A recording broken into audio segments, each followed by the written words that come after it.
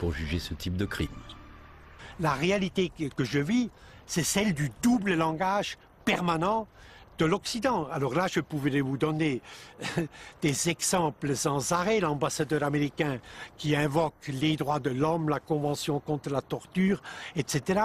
Alors qu'à Guantanamo ou en Afghanistan, la torture est pratiquée tous les jours par des agents du pouvoir américain ou par l'armée américaine. Donc un double langage qui est désormais plus accepté par les pays, notamment de l'hémisphère sud. Double langage aussi en Côte d'Ivoire. À l'issue des élections présidentielles d'octobre 2010, le scrutin se révèle tellement serré qu'aucun des deux candidats n'accepte de reconnaître sa défaite. La situation dégénère en un conflit armé qui oppose les deux camps dans de nombreuses parties du pays. Après plusieurs tentatives infructueuses de médiation de chefs d'État africains, la France demande à l'ONU d'intervenir. Ma position était que la Côte d'Ivoire s'est dotée d'instances et d'institutions nationales qui ont un rôle bien défini. Ces institutions ont leurs faiblesses, ont leurs défauts, qui sont des faiblesses et des défauts liés au niveau de développement du pays, mais qu'il fallait laisser le soin aux Ivoiriens de travailler petit à petit à renforcer ces institutions pour qu'elles deviennent des institutions véritablement démocratiques. La diplomatie française, empêtrée dans ses vieux réflexes de France-Afrique, choisit alors de soutenir le candidat Ouattara, ex-numéro 2 du FMI, qui semble offrir plus de garanties aux entreprises françaises implantées de longue date en Côte d'Ivoire. Pour moi, à partir du moment où le Conseil constitutionnel a déclaré le vainqueur, il n'appartenait pas à la communauté internationale de s'ingérer dans les affaires internes du pays pour dire non, ce n'est pas celui-là le vainqueur, c'est l'autre le vainqueur. Ça ne peut que fragiliser les institutions africaines qui sont en cours de construction. Il faut les laisser faire leurs propres erreurs et il faut laisser aux populations africaines le soin de conquérir leur propre liberté et de construire leurs propres institutions. Amnesty International, présente sur le terrain depuis une vingtaine d'années, enquête sur les violations des droits humains commises par les deux camps, mais aussi sur l'attitude troublante des forces de l'ONU.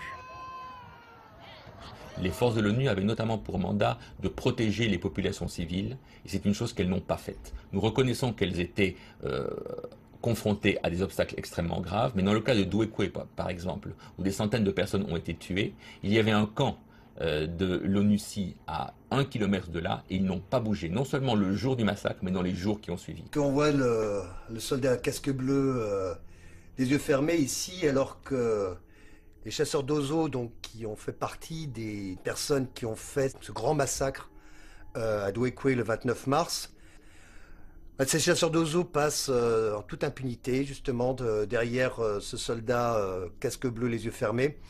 Donc c'est effectivement assez symbolique de ce qui s'est passé à Douékoué, un massacre commis par les forces pro-Ouattara, avec les casques bleus qui ne sont pas intervenus ce jour-là.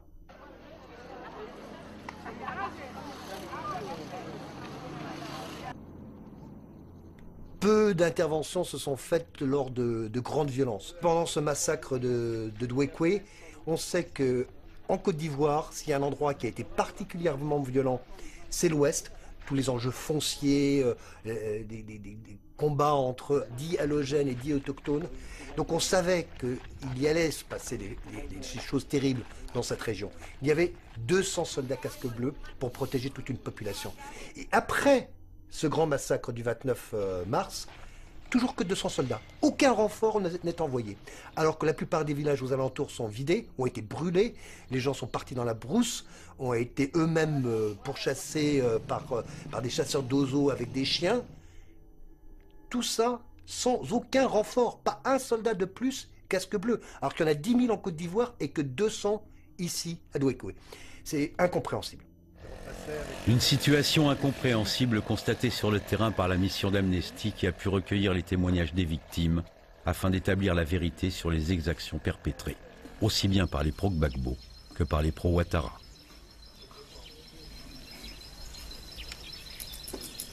Nous avons eu la possibilité d'aller dans des villages et où des personnes nous ont communiqué des informations quant aux exécutions extrajudiciaires perpétrées par les FRCI et des abus commis notamment par les deux autres. Nous avons également rencontré quelques femmes qui ont été victimes de violences sexuelles, dont le viol. Nous avons pu également rencontrer quelques personnes qui ont été torturées à l'aide du plastique fondu sur le corps. Il dit mon vieux bonjour. Il dit ah bonjour mon fils. Mon mari et mes enfants. Arrivé à Depem, il a été arrêté par les forces républicaines. Et je ne l'ai plus revu. Là, qui sont l'objet des poursuites, de la chasse à l'homme et tout ça. Vous dites à Godiboué? Oui. C'est là où vous étiez assis là? Oui, c'est là. Oui. Mais après, où est-ce que... On a eu l'impression, avec la victoire d'Alassane Ouattara, que les choses étaient réglées, que maintenant on allait voir une nouvelle Côte d'Ivoire renaître de ses cendres. Notre rapport montre que malheureusement, ce qui s'est passé durant ces 6 mois a laissé des traces et que s'il n'y a pas justice et vérité immédiatement, les victimes d'hier peuvent se révolter à nouveau. Et cette Côte d'Ivoire ne peut être rebâtie qu'avec une justice. Et si la justice est une justice de vainqueurs, où seulement les gros gbagbo sont jugés, alors que les troupes luttant pour Alassane Ouattara sont blanchies de tout reproche, eh bien on va vers de très graves crises à l'avenir. À mon avis, ce qui est au bout du rouleau, c'est l'idée que l'Occident, à lui seul, soit porteur de cette nécessité et que par l'ingérence, on va imposer aux autres le respect des droits de l'homme chez eux. Ça, je suis désolé d'avoir à le dire, mais c'est un résidu de la pensée néocoloniale et ça ne fonctionne plus, en fait. Donc c'est plutôt dans l'avenir le potentiel de démocratisation qui va être à l'œuvre dans chacun des pays. Et d'ailleurs, c'est comme ça que ça s'est passé chez nous. Parce que les pays européens ne sont pas devenus de plus en plus démocratiques et n'ont pas respecté de plus en plus les droits de l'homme, parce qu'une ONG de martiens ou une armée martienne est venue chez eux. C'est le mouvement interne. De même que les puissances occidentales s'ingèrent dans le mode de gouvernance des pays émergents, les grandes instances financières internationales maintiennent sous tutelle et dépendance ces États fragiles et leur dictent leurs politiques économiques. Conséquence immédiatement vérifiable, les budgets alloués à la santé, l'éducation, le logement, l'environnement sont réduits à peau de chagrin et les droits économiques, sociaux et culturels des populations sont constamment bafoués. Il y a une schizophrénie des Nations Unies, ou des pays occidentaux en général, des Nations Unies qui est absolument... qui saute aux yeux, qui est détestable, qui est pratiquée comme dans une sorte de normalité, comme si de rien n'était. Au Conseil des droits de l'homme, la France, je prends la France, je pourrais prendre un autre pays occidental, l'ambassadeur de France vote pour le droit à l'alimentation, la défense du droit à l'alimentation, tous les mécanismes qui permettent de le défendre. Et 500 mètres plus loin, au bord du lac, dans la grande salle de l'Organisation mondiale du commerce, un autre ambassadeur de la France, de la même République de la France, vote pour la libéralisation à outrance pour permettre la pénétration des sociétés multinationales occidentales.